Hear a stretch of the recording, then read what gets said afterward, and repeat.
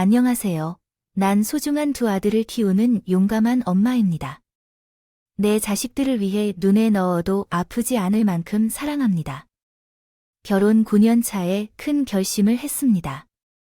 이 사연을 쓰는 이유는 이미 지나간 일이지만 그때 일을 잊기 위해서입니다. 바닷속의 물길은 알지만 사람의 마음속은 모른다는 속담처럼 남편이 감춰둔 진한 속마음을 나중에야 깨달았습니다. 그때엔 하늘이 무너지는 줄 알았지만 이제 돌아보면 하늘이 내려준 기회였다는 생각이 듭니다.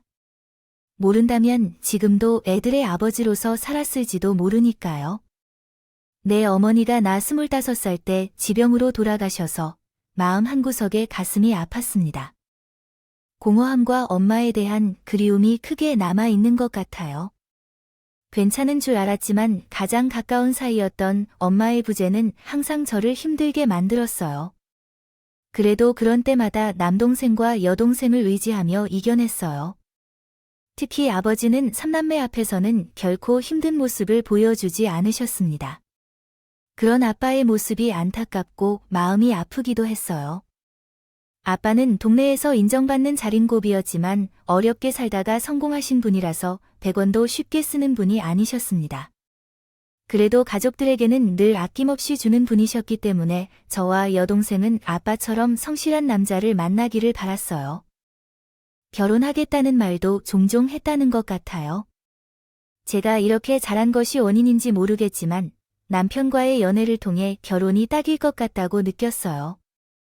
그래서 저희는 소개팅을 통해 만나 연애를 한 뒤 양가 어른들의 축복 속에 결혼하게 되었습니다. 제 시댁은 부동산을 운영하는 아버지와 삼겹살 가게를 운영하는 어머니가 계셨어요. 그리고 저와 1살 차이가 나는 누나가 있었습니다. 그렇게 신혼 초반에 시댁 식구들을 만나보니 남편이 시부를 닮았나 싶은 생각이 들었어요. 시부는 정말 성품도 좋으시고 성실하셨어요. 특히 동네에서 부동산을 운영하셔서 그런지 동네 사람들은 시부를 보며 법 없이도 잘 살 사람이라고 할 정도였다. 신혼집도 시부를 통해 구했는데 정말 적당한 가격에 괜찮은 집을 얻을 수 있었다. 저와 남편이 모은 돈으로 신혼집을 마련하려고 했지만 아무래도 돈이 조금 모자라서 우리 친정아빠가 돈을 보태주었다. 그런데 시부는 이 사실을 알게 되자 저에게 이렇게 말했다.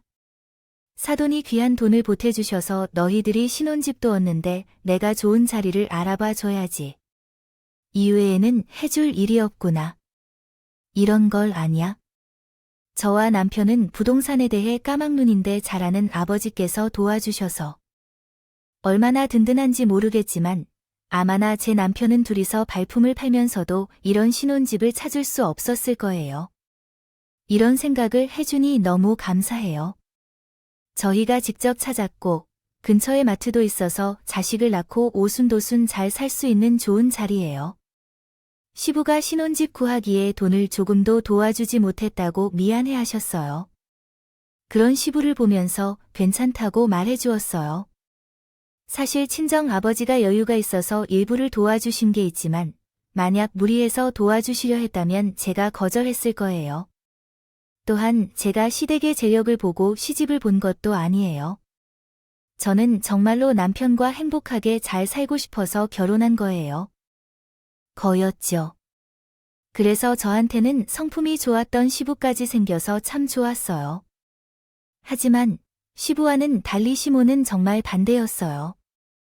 시모는 삼겹살 가게를 운영하셨는데 장사가 안 되면 꼭 이런 말을 하셨습니다. 며느리, 너 다니는 구청은 회식도 안 하냐? 삼겹살에 소주 한잔 하자고 회식 좀 하자고 해. 요즘 회식이 잘 없어요. 없는 회식도 만들어서 와봐.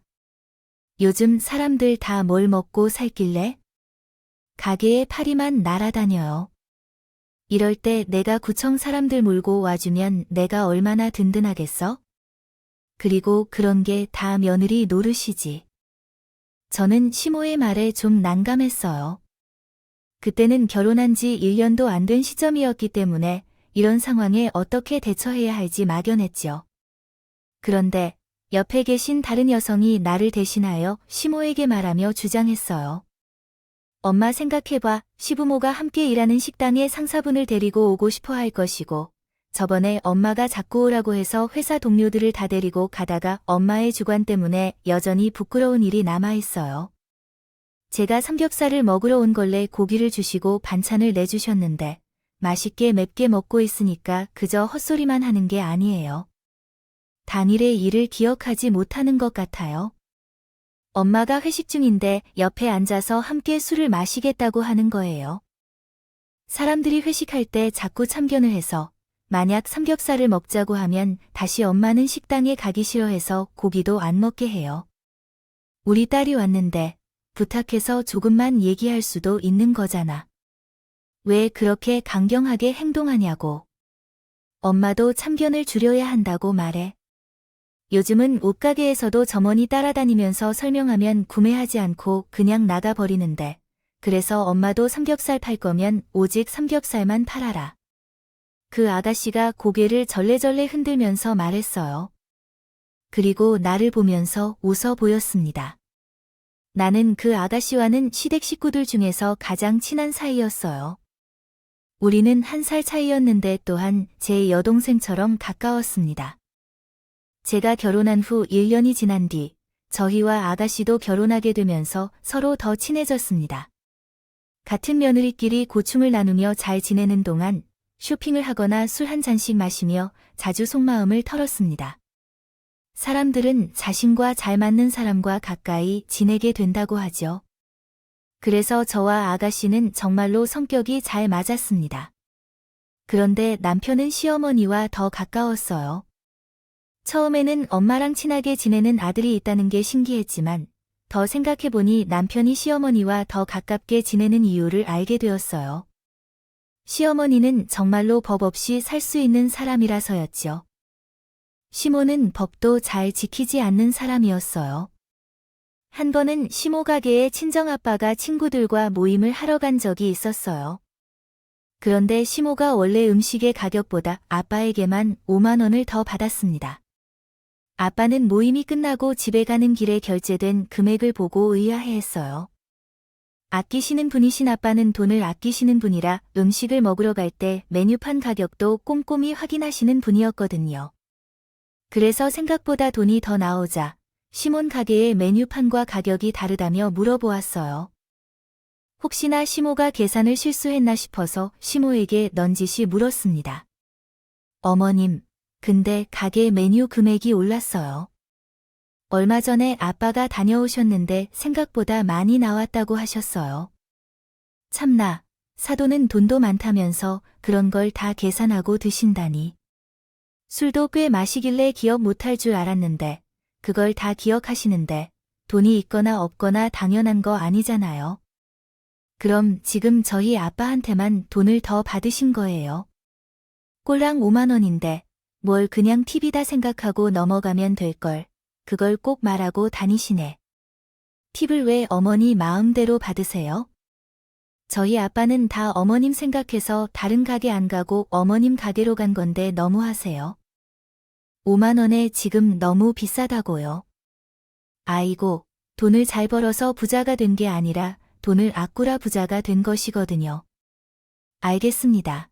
제 5만 원을 보내드리겠으니까 계좌번호를 보내주세요. 그럼 제가 계좌번호를 보내드릴 테니까 알려주세요. 귀엽고 받을게요. 그렇다면 이걸 받겠네요. 주신다면서요. 잘못 계산하셨으니까 당연히 받아야죠. 그럼 주세요. 다시 받으세요. 부자가 되실래라고 해라. 어머님은 제 발언을 비판하며 말했어요. 어떻게 다른 사람들이 좋은 마음으로 도와주는데 이러실 수가 있습니까? 저는 시모가 실수했던 것이라고 생각했어요. 하지만요. 시모는 일부러 저희 아빠한테만 돈을 더 받았던 것입니다. 솔직히 5만 원을 받아도 좋았고 받지 않아도 괜찮았어요.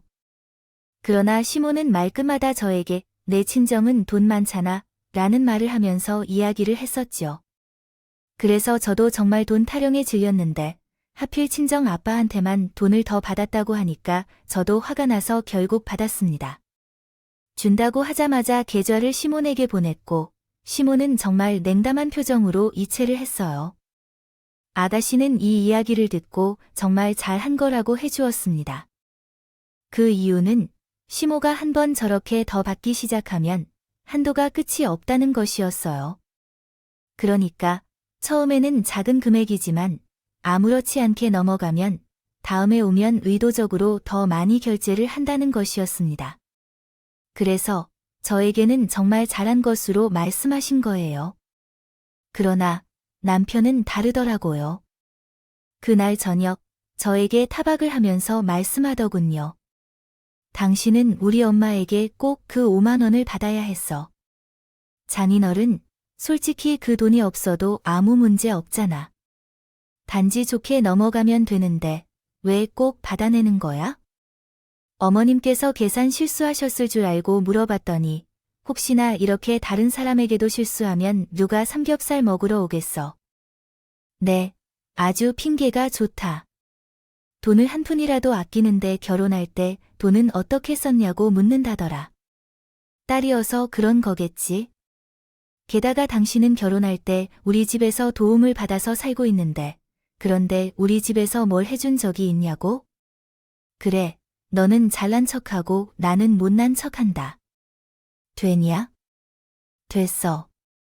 남편은 저가 신혼차를 받은 사실에 화를 냈습니다. 남편이 그렇게 말하니 기분이 차마 좋지 않았어요. 우리 남편은 타이어 가게를 소유하고 계셨는데 아버지는 차 타이어를 바꾸러 가실 때면 언제나 남편에게 갖다 가시더라.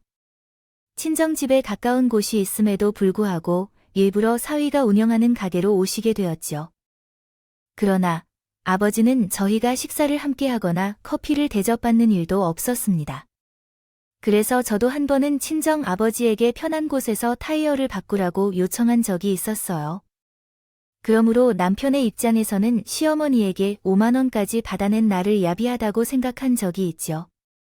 이런 신중한 남편은 보면 볼수록 돈에 대해 이야기하는 사람들과 맥이 비슷했어요.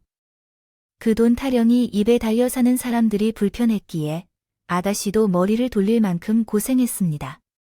그럼에도 불구하고 아가씨는 결혼 후에도 시댁 행사에 꼭 참석했었죠. 그래서 집안의 며느리가 제게 어려울 일 하나도 없었습니다. 매번 명절에 와서 할 일을 찾아내는 것은. 그런데 그런 상황에서 도와주었습니다. 그 이벤트가 있었거든요. 내가 결혼 3년 차였을 때 시어머니와 시아버지가 이혼 소송 중이라는 소식을 들었어요. 그때는 첫째를 낳고 둘째를 임신 중이었던 시기였는데 갑자기 그런 소식에 놀랐어요.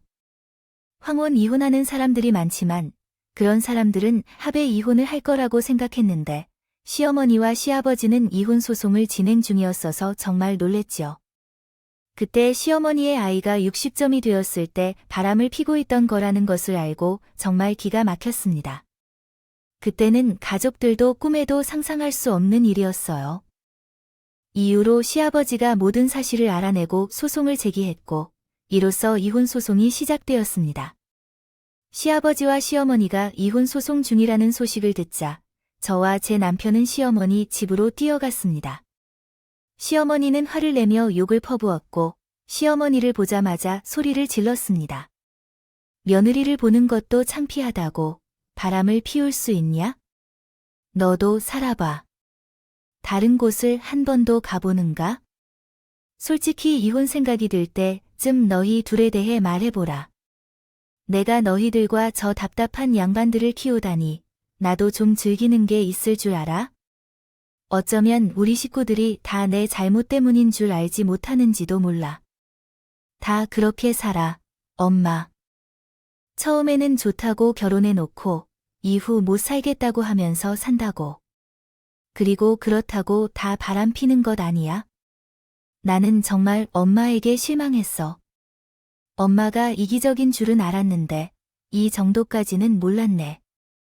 너는 딸이면서 엄마에게 그런 말이 나와. 내가 딸이니까 이 정도로 말해주지. 그동안 아빠가 얼마나 힘들었는지 엄마가 더 잘 알잖아. 솔직히 엄마, 그동안 망가뜨린 가게가 몇 개야? 다 아빠가 뒷수습하고 그렇게 평생을 살던 아빠가 이제 와서 답답해. 나는 엄마 아빠가 이혼하면 다시는 엄마를 안 볼 거야. 딸년이 나와서 키워봐야 소용없어. 어휴, 내 팔자야. 시모는 몸을 놓고 울기 시작했고 아가씨는 그런 시모를 무시하고 시부께서 가버렸어요. 그러던 중 남편은 시모를 달래며 이해해준다고 말했습니다. 어찌 부모이더라도 외도를 이해할 수 있는 걸까요? 게다가 시모의 고난을 듣고 나니 남편의 행동을 이해할 수 없었습니다. 또 어떻게 시모 편들어주는 남편을 나는 말할 수 있을까요? 저는 시부를 위로하는 대신 시부를 위로해 드려야 했습니다. 이후 모든 일을 알고 나니 아가씨는 시부 가족을 떠났어요. 그럼에도 시부는 부동산 문제로 이혼 소송을 도와주고 있었습니다. 아가씨는 시부와는 영원히 닿지 않을 것이라고 말했습니다. 그동안 시어머니가 가장으로서 얼마나 최선을 다했는지 자기가 잘 안다면서 무조건 15편이라고 했어요. 저도 이제 겨우 3년을 살았지만 시모 성격을 잘 알았기 때문에 그런 아가씨를 이해할 수 있었고요. 하지만 남편은 그런 나를 보면서 괜히 짜증을 내었어요. 솔직히 시어머니와 시아버지가 이혼한다는데 무딘 제가 중간에서 뭘 할 수 있겠어요? 그냥 가만히 두 손을 모으고 보는 것 말고 더 할 일이 무엇이 있겠어요? 그런데 남편은 그런 나를 볼 때마다 한탄하며 다음과 같이 말했어요. 당신은 우리 집의 며느리로 대체하는 게 뭐야? 우리 부모님이 이혼을 한다고 하면 당신이 대처하거나 말리던지 해야 할 거 아니야? 아니에요. 웃긴다. 당신이 양심이 있으면 생각 좀 해보세요. 그동안 어머니와 아버지 생신에 대해 내가 이야기하기 전에 기억하고 있던 적이 있고 시댁제사나 어버이날에 한 번이라도 소홀했던 적이 있었나요? 맨날 밖으로 돌아와서 일한다고 하더라도 나는 며느리로서 할 수 있는 일을 최선을 다해왔어요. 그런데 지금 당신이 나에게 시댁에 대해 못한다고 지적하고 당신도 한번 우리 집에 어떻게 대해왔는지 생각할 필요가 있지 않을까요? 아니, 내가 무엇을 그렇게 못했다고 하는 거예요? 앞으로 잘해야 할 거예요. 잘하면 남편은 내가 하는 말에 꼬리를 내릴 것이고 자리를 피할 거예요. 아무리 생각해도 남편이 저한테 시댁에 잘하라고 지적할 만한 이유는 없었어요. 그래서 남편이 그렇게 말하자 정말 기가 막혔습니다. 아가씨도 말리지 않고 오히려 시부모와 이혼 소송이 진행 중인데 자식도 아닌 제가 뭘 말할 수 있겠어요. 남편은 이런 식으로 계속해서 전쟁을 일으키는데 차라리 의견이 맞지 않으면 싸워서라도 타협하겠는데 남편은 게으러지고 나태해지기 시작했고 막을 수가 없었습니다. 자녀들은 성장하고 있는데 남편은 심지어 타이어 가게조차 제대로 운영하지 않았어요. 정말 속이 터질 것 같은 기분이었습니다. 큰아들이 유치원에 들어갈 때 즈음에야 말 조금씩 듣기 시작했습니다. 그러나 남편은 오히려 아이를 키우기도 버겁다고 느끼는 정도였습니다. 연애 시절부터 결혼 초까지는 그렇지 않았는데 가게를 운영하다 우연히 참여한 투자 모임에 푹 빠져나갔고 그 이후로 변화가 시작되었습니다. 그 모임은 투자 관련된 것들이었는데 그래서 남편은 제게도 모르게 비트코인에 투자했습니다. 그리고 가게에서 일을 소홀히 하고 핸드폰만 붙들고 차트만 보며 지내고 있더군요. 오는 손님들에게 제대로 서비스를 제공해도 거듭 소홀히 했고 때로는 손님들을 쫓아내기도 했었습니다. 그래서 그 사람이 벌어온 돈이 있을 텐데요. 몇 푼도 안 되는 돈을 벌면서도 얼마나 힘든 상황에 처한지 모릅니다. 나는 아이를 낳고 육아휴직을 쓸 때를 제외하고 그에 대해 잘 알지 못하겠습니다. 구청을 계속 다니고 있었어요. 그러다 어느 날 같이 일하는 직원이 남편 가게를 가봤더니 어제 문이 닫혀 있었더라고 했어요. 무슨 일이냐고 물었더니 저는 대충 둘러대다가 다음날 점심시간에 남편 가게로 갔어요. 거기에는 정말 가게 문이 닫혀 있었고 사무실에서 남편이 통화하는 소리가 들렸어요. 얘기를 듣자니 비트코인에 관한 얘기였고 저는 기가 막혀서 문을 벌컥 열었어요. 그러자 남편은 귀신이라도 본 것처럼 놀란 표정을 지었습니다. 남편을 보자마자 고함을 지르며 말했어요. 당신 지금 뭐 하는 거야? 왜 가게 문을 닫았어? 사무실에서 혼자 앉아 있는데 지금은 점심시간이니까 밥을 먹어야 할 것 같아요.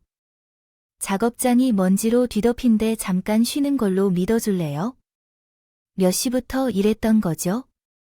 지금은 돈을 가져갈 수 있는 상황이 없는 것 같아요. 제가 돈을 벌고 있었어요. 비트코인을 통해 일하고 있어요. 얼마나 돈을 벌었나요? 그래서 지금 현금을 뽑을 수 있는 상황이 있나요? 다음 주에 관리비나 보험료 등을 낼 돈이 있나요? 그럼 채워주면 되는 건가요? 제가 이렇게 말씀한 적은 없는데 왜 이런 이야기를 하시나요? 남자는 이런 말이 많지. 누구에게 신뢰를 줘야 하나요? 계속 믿어야 합니다. 당신이 일을 하지 않았다면 우리 집 가족들은 모두 길거리에 앉아서 그 사실을 알아채기를 원했습니다.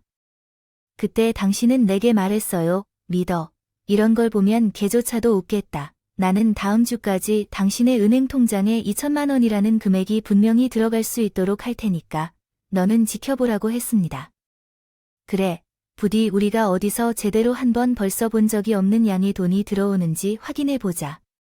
통장에 돈이 찍힌 게 언제인지 기억이 나지 않는데 다음 주까지 당신이 말한 2천에 반드시 만들어 놔야 해. 당신이 입으로 말한 건데 그걸 꼭 지켜야 한다. 남편이 돈을 반드시 드렸으면 하며 소리를 내질렀어요. 그뿐만 아니라 최근 참여한 투자 모임이 화근이 된 것 같아요. 그동안 투자를 하지 않고 그냥 안다가 좋은 인맥을 소개받으면서 나가는 것으로 생각했었는데 진짜로 투자를 하고 있다는 사실을 완전히 몰랐어요. 남편도 투자에 대해 전혀 모르는 사람으로 자기는 결코 그럴 일이 없을 거라고 했지만 주변에서 몰래 비트코인을 하고 있다는 것이 들통났어요. 그러나 이제는 저에게 들킨 것 같아서 집에서도 폰만 끼고 있었어요. 두 아들을 낳았을 때도 그렇게 신경 써준 적이 없는데 그 핸드폰을 손에서 놓을 줄 몰랐습니다. 그런데 아무것도 모르는 사람이 비트코인을 한다고 돈을 벌 수 있었을까요? 돈이 빨리 올라가다가 갑자기 사라지는 투자로 남편은 거의 제정신을 못 차리고 있었어요. 주말에도 폰만 들여다보고 있었는데요. 둘째 아들이 공을 가져다가 누워있는 아빠를 보고 놀자며 달려갔습니다. 그런데 아빠는 둘째 아들을 보고 소리를 질러 말했어요. 너는 혼자서 놀지 못해. 아빠에게 왜 놀아다 달라고 하러 오는데 형이랑 놀아달라고 해. 형이 아프게 누워있으니 아빠가 같이 놀아줘야지. 뭐야, 아빠는 건강해 보여. 그래도 머리가 아파 죽겠는데 너도 그러려나? 아빠가 머리 아프다고 죽는 모습을 보고 싶어 한다면 주방에서 아이에게 화를 내는 소리를 듣고 거실로 갔습니다. 둘째는 아빠가 소리치자 울음을 터뜨린 것이고 저는 둘째 아들 현민이를 도와주었습니다. 아기를 안고 달랬어요. 그러자 남편이 시끄럽다며 더 짜증을 내기 시작했고 그래서 저는 남편을 보며 소리쳤어요. 왜 애한테 짜증이야? 주말인데 쉬지도 못하게 하잖아. 요즘 뭐가 그렇게 중요해서 쉬겠다는 거야? 다음 주까지 2천만 원 벌어오라고 내가 당신 때문에 피곤한 게 아닌 거야? 내가 시킨 거야. 당신이 거기까지 만들어 오라고 한 거잖아. 아무튼 두고 봐. 이렇게 난리 피우고 아무것도 없으면 당신 진짜 머리 아플 테니까.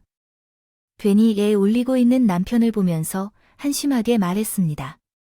하는 행동만 봐도 지금 수익이 있는 건지 없는 건지 딱 알 수 있었어요. 어떤 이는 왜 그렇게 투명한지 모르겠습니다. 집안 분위기를 좌지우지하며 나는 그냥 아이들만 챙겼습니다.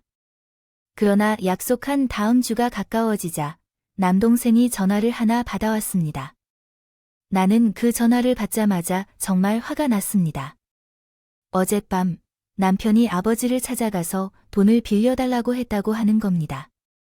그러나 남동생이 화를 내며 이렇게 얘기했습니다. 그동안 아버지가 말하지 말라고 해서 안 해왔는데 이게 대체 몇 번째야? 6개월 전부터 잊을만 하면 찾아와 1,000만 원을 빌려달라고 해 문이 닳도록 계속 찾아왔어. 그러더니 지난 달은 삼촌께서 빌려달라고 하시더라. 그때 아버지에게 급하다고 했나 봐. 그러던 중 가게에 들려도 될지도 몰라서 빌려주었더니 오늘 또 왔네요. 이게 정말 너무한 일이 아닌가요? 무슨 소리예요? 우리 남편이 아버지께 돈을 빌려달라고 했다고요? 왜 지금 말하시는 거죠? 아버지가 누나가 걱정된다고 하지 말라고 했다고요.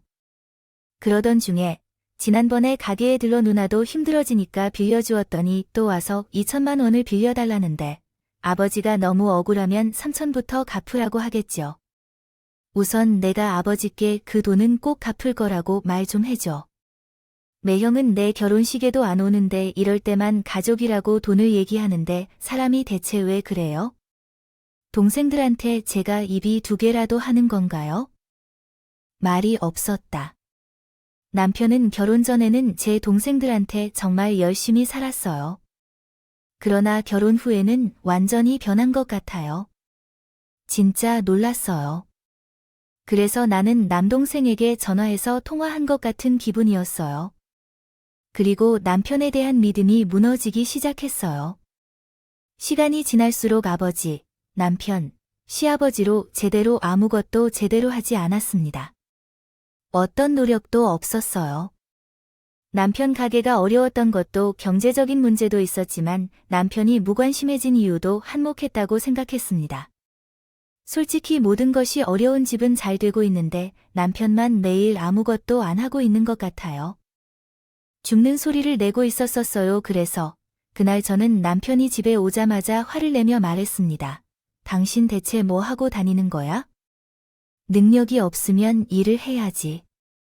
사지 멀쩡한 사람이 왜 우리 아빠한테 가서 돈을 달라고 하는데? 당신 부끄럽지도 않아? 서로 돕고 사는 거지. 그리고 당신이 하도 돈 타령을 하니까 내가 이렇게까지 한 거 아니야? 그래, 그 돈 벌어준다는 그 비트코인, 그거부터 열어봐. 당신 그거 하느라 돈 가져다 쓴 거지. 핸드폰 이리 내놔봐. 진짜, 저는 남편한테 그 돈을 받아낼 작정을 했어요. 그리고 남편 핸드폰을 빼앗아서 매일 같이 보고 있는 그 투자 차트를 봤습니다. 그러나 도대체 돈을 버리기만 한 것 같았어요. 함께 일하는 동료들 중에 투자에 관심 많은 분이 계셔서 어깨에 너무 보인 게 있었어요. 남편이 지금 투자한 돈을 모두 잃었다는 사실을 알게 됐습니다.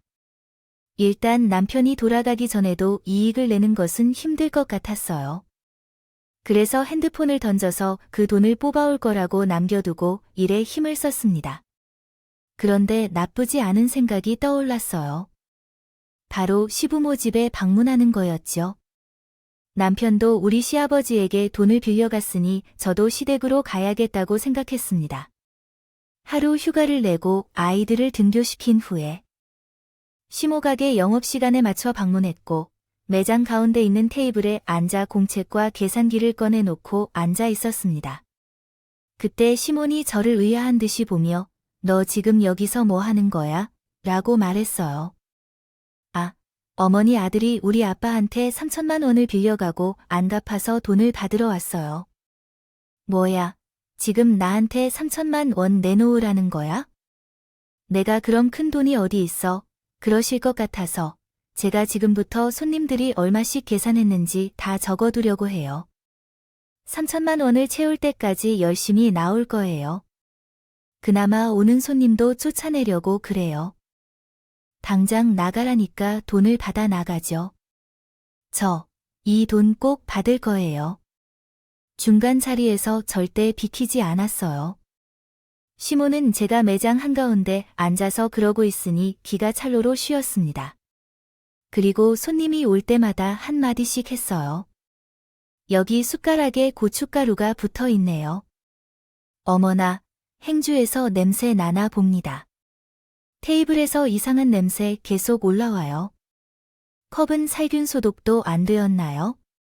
이러면 차라리 종이컵을 주시죠. 컵도 못 쓰겠네요. 이렇게 큰 소리로 말했더니 사람들은 주문을 하려다 말고 나갔습니다. 시몬의 환자가 노릇이 없어서 결국 남편에게 전화를 걸어서 내 마누라를 데려다 가라 고 소리쳤어요. 남편이 가게로 들어오자마자 한가운데에 있는 저를 보고는 기가 막힌 듯이 말했습니다. 당신 지금 뭐 하는 거야? 장사 말아먹게 하려고 작정했어? 아니, 3천만 원 받아내려고 작정했다. 당신도 우리 집 와서 돈 얘기하는데 나라고 못하겠어. 일단 나가서 얘기해. 싫어. 난 절대 못 나가. 절대 못 나간다. 며 악을 썼고 시몬은 이제 저녁 장사해야 되는데 어쩌냐 하며 발을 동동 굴렀습니다. 한동안 장사가 안 되다가 이제야 손님이 늘고 있을 때였다. 그래서 발은 동동 구르고 있었고 시몬은 나를 보며 소리쳤다. 가족끼리 3천만 원 그런 거 도와줄 수도 있는 거야? 내가 이런 식으로 우리를 무시해도 되는 거야? 시댁 어려운 줄 모르고 이게 뭐 하는 짓이야?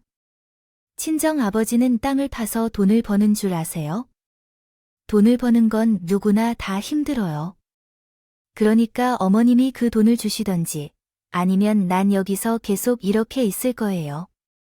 알겠어. 내가 각서라도 써줄 테니까 우선 나가. 시몬이 말했다. 하지만 나는 대꾸했다. 아니요. 어머님이 갚으시더라도 각서는 남편이 있어야죠. 알았어. 알았어. 그래. 내가 원하는 대로 할 테니까. 당장 종이 일을 내놔야 해. 남편과 시모가 한숨을 쉬며 각서를 썼어. 각서 내용에는 1년 안에 3천 원을 못 갚으면 2배로 갚겠다는 내용을 꼭 넣었어. 상황이 이렇게 돼서 저도 이혼 생각을 하지 않을 수가 없었어.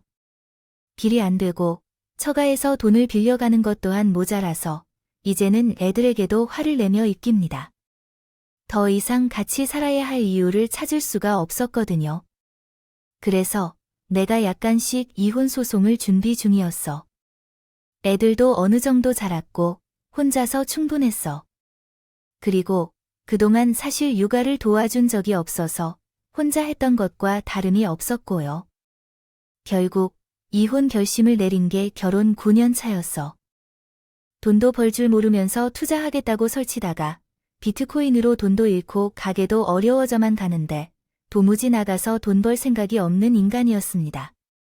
저는 3천만 원을 받겠다고 말하며 매번 시모와 부딪히니까 결국 완전히 사이가 틀어졌습니다.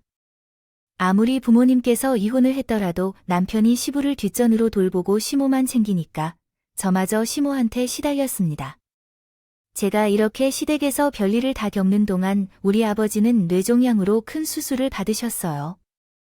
갑자기 발작을 일으키고 쓰러지셨는데 병원으로 옮겨보니 뇌종양이었고 수술까지 받으셔야만 했습니다. 하지만 수술 후에도 합병증이 생기지 않도록 관리가 필요했습니다. 남편과 사이가 잘 안 되다가 저의 탓으로 그렇게 됐는 것 같아서 죄책감에 힘들었어요. 그래서 자주 아버지 병원을 찾아갔어요. 그러나 아이들을 부탁할 곳이 없어서 걱정했었는데 그때 어떤 아가씨가 당당하게 저에게 이렇게 말했어요. 언니, 소식 들었어. 아이들 등하원을 내가 도와줄 테니까 아버지 잘 챙겨드려. 정말 고마웠고 지금은 어디서든 아이들을 부탁할 곳이 없어서 막막했는데 오빠 때문에 그런 것 같아서 참 미안했어요. 이렇게라도 내가 해야지. 아가씨와 저는 서로를 언니 동생으로 생각했어요. 그래서 아가씨의 배려 덕분에 저는 아버지의 병간호를 할 수 있었습니다. 그냥 암 수술이나 뇌종양 수술보다 더 어려운 상황이었어요. 매일매일 고통스러워하는데 특히 아버지의 악성 뇌종양은 다른 장기로 전이될 위험도 있었어요. 그런데 그런 상황에서도 남편은 어떤지 생각하신 적이 있었습니까? 결코 한 번도 잠깐이라도 옆에 있지 않았어요. 그때 더 빨리 이혼을 못한 것이 후회돼요. 우리 아버지를 걱정하느라 떠나신 것 같아 마음이 아팠습니다.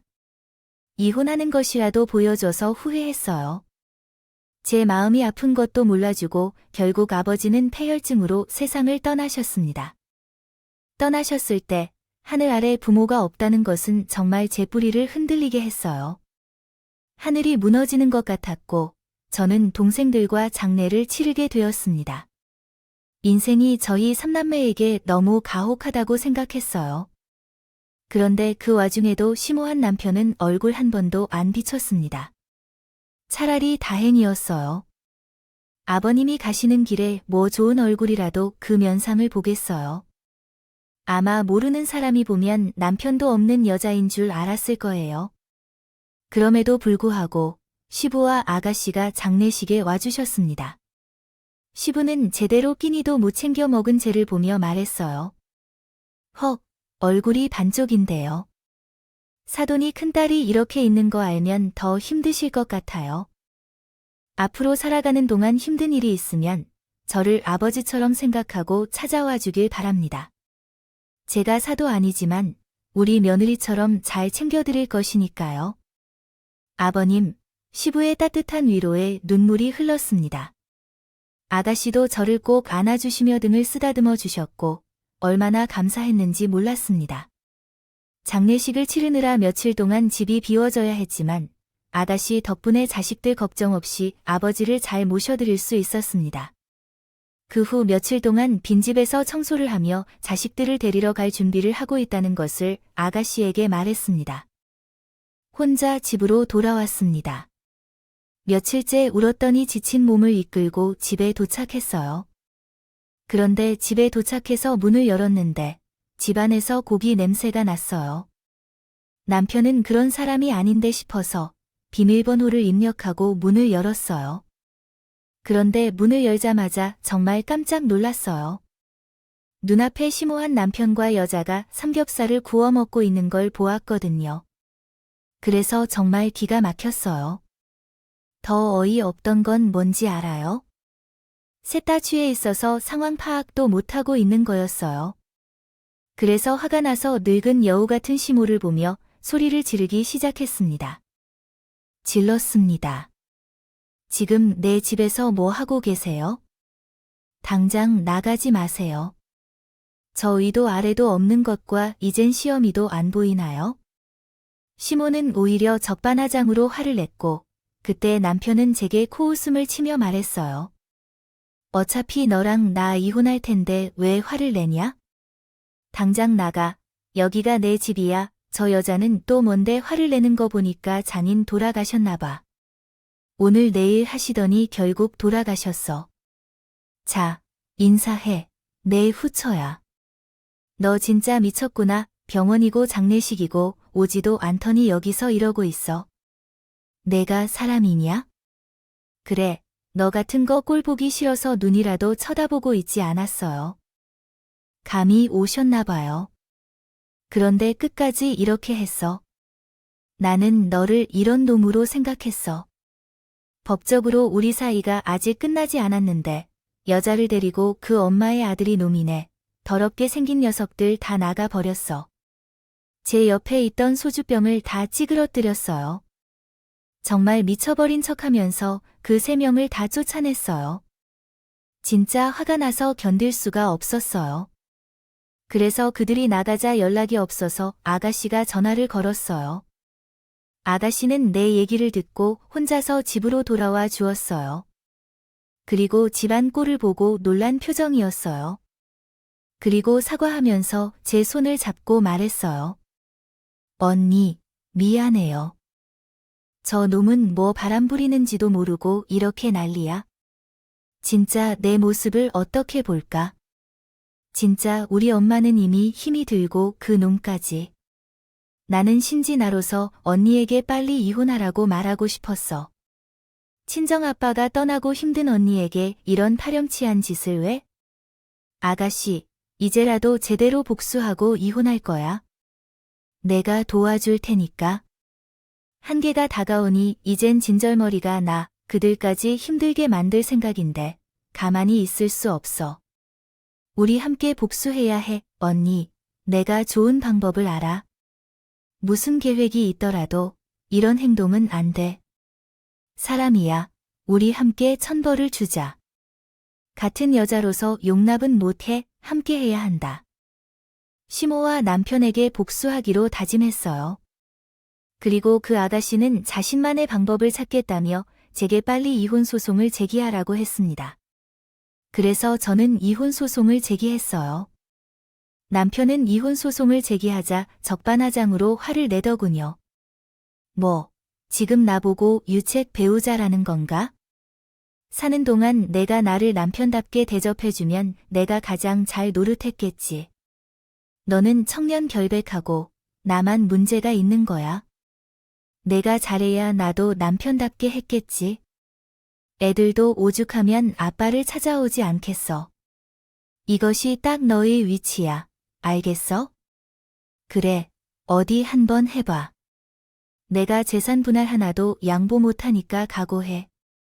몇십 년이 걸려도 내게 숟가락 하나도 안 줄 거야. 내가 뭐를 주고 싶은 줄 알아? 너한테는 남은 찬밥도 아까워서 이야기하려고.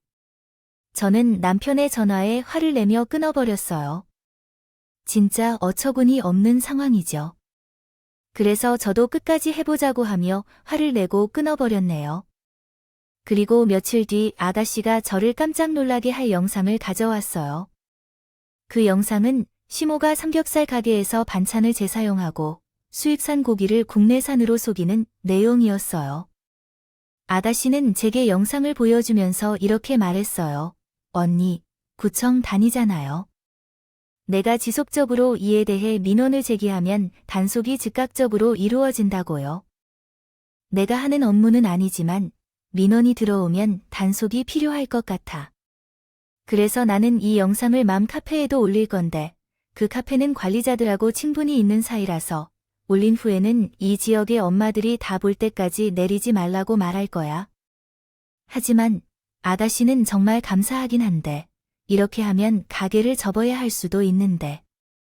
괜찮아. 나는 이혼하면 끝이니까. 그래도 엄마잖아. 어차피 우리 가족이 파탄났어. 엄마가 바람을 피울 때도 나는 진짜 많이 참았는데. 이제는 자기에게 도와주고 있으니까 내가 어떻게 냅두고 볼 수 있겠어? 엄마가 제정신이었다면 오빠가 바람 피는 것을 막았어야지.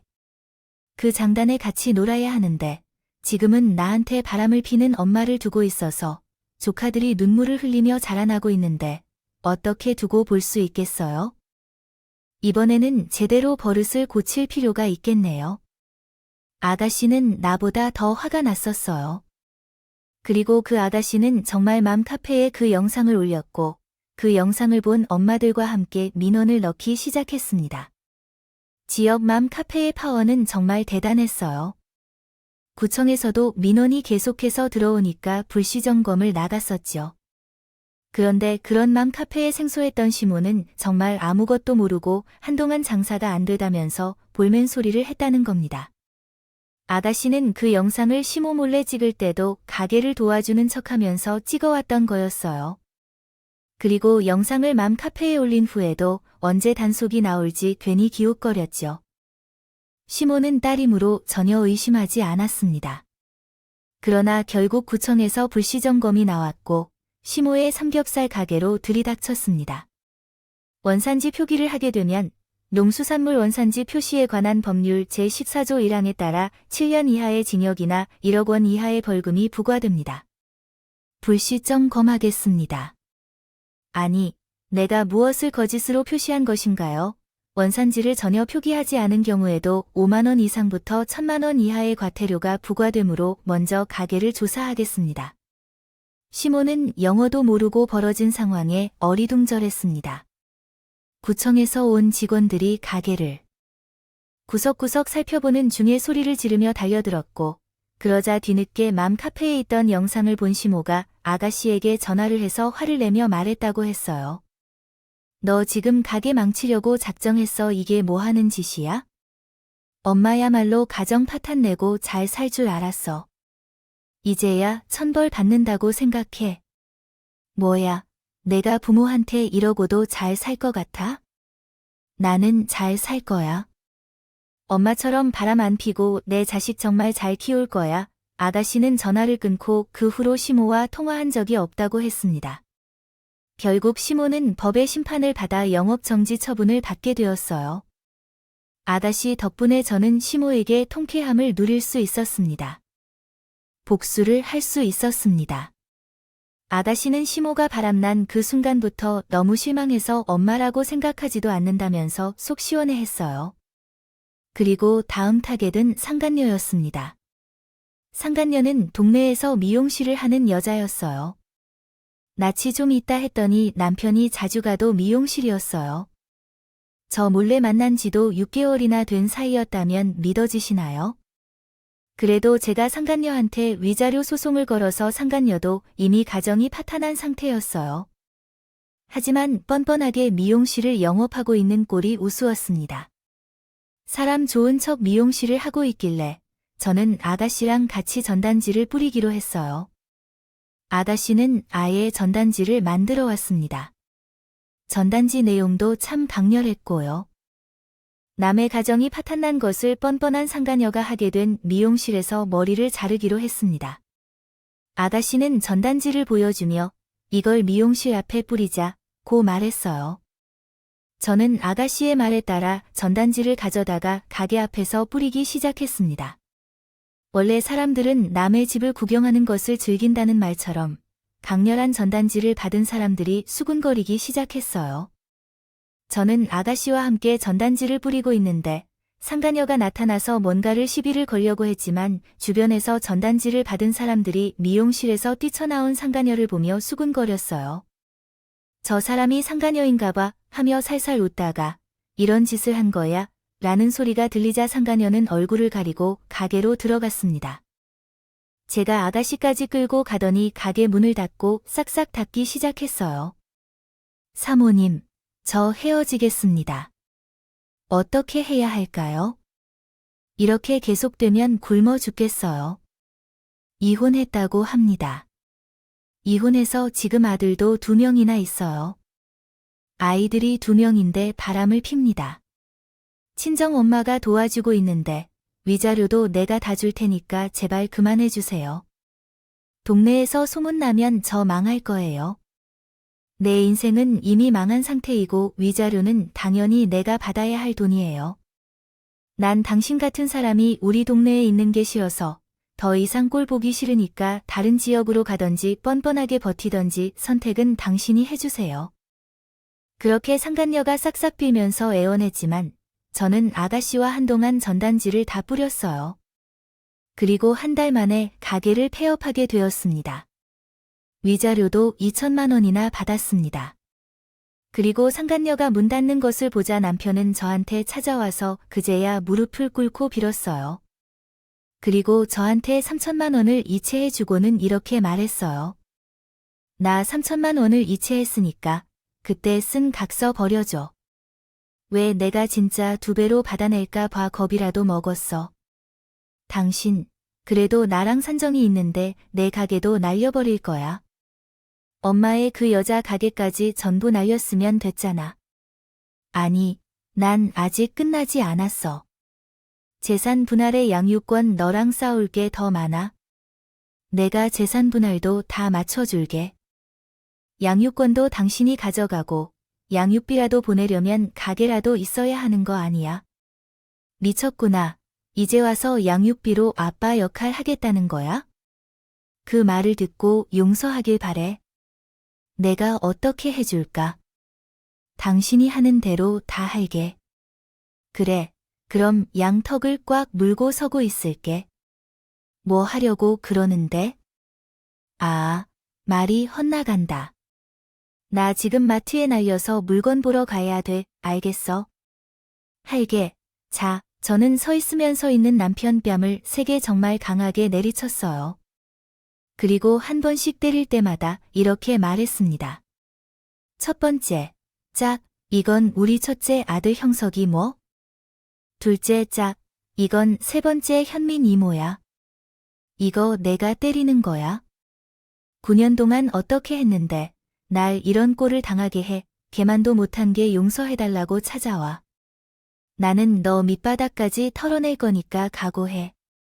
남편은 저를 보며 울면서 애원했지만 저는 이혼 소송으로 최대한 받아낼 수 있는 재산 분할을 받아냈어요.